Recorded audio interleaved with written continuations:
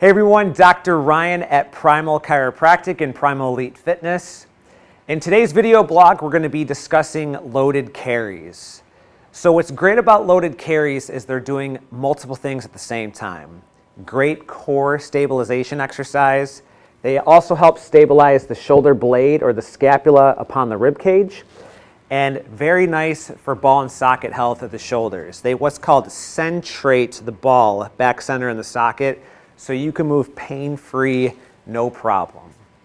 We're going to break down a bunch of them today so you have a nice exercise library that you can choose from at home. One thing before we get started is just make sure that you challenge yourself with the weight of loaded carries. Otherwise, it's going to feel like nothing.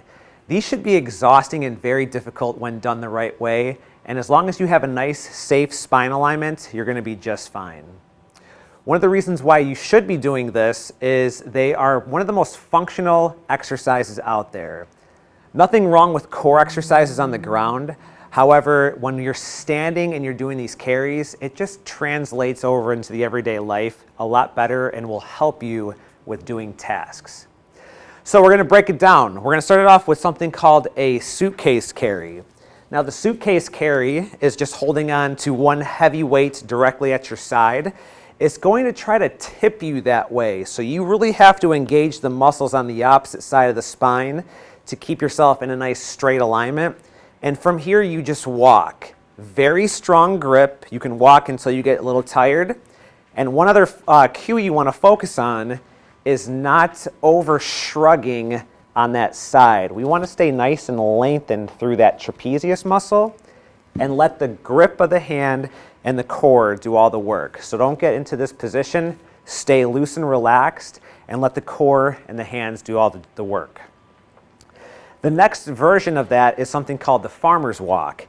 Now the farmer's walk, you're not going to get as much core activation.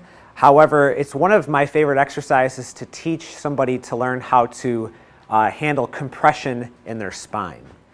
So if you now have two heavy weights, this is compressing you symmetrically into the floor, and if you have an over-rounded or an over-arched spine, it's going to feel terrible, and it's also not good for you. So get yourself in that perfectly aligned position, chins tucked in to protect the neck and the upper back, strong grip. Again, we're not shrugging, we're staying loose, and we just walk until we get tired. Great for the spine, great to teach the body how to handle compression. Okay, we're going to move it up a little bit now. We're going to get into something called the front rack carry. Sandbags are great for this if you have one. And if you have a bag, you can just flip it up. Keep those elbows high to engage the core versus elbows low. And one thing here that's very easy to get into is an overarched low back. We don't want this. So flatten that spine, and you're simply just going to walk. If this is easy or you don't feel your core engaged, that's just another sign that you got to find something a little bit heavier. Even if you just bear hug something, a nice version of the front rack carry. We're going to get into some kettlebell work next and stay in the front rack family category. So if you have a kettlebell, you can rack a bell, wrap it on the back of the arm.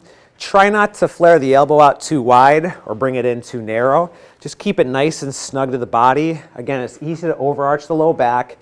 And once you start getting into the front rack carries or anything from about shoulder level and up, this is where it's really great for your shoulder blade health and also the ball and socket joint health. So this is your front rack position.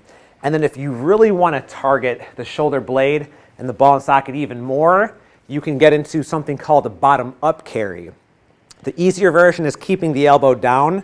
Very strong grip. The bell should be in alignment with the wrist and the elbow, not flared out like that. And again, we just walk. You have to really take your time a little bit more this time because it's easy for that kettlebell to fall over. And then you can switch it over to the other side, of course. To progress this, you go to what's called a 90-90 position. 90 at the shoulder, 90 at the elbow. A lot more difficult to do, even with balancing that kettlebell there.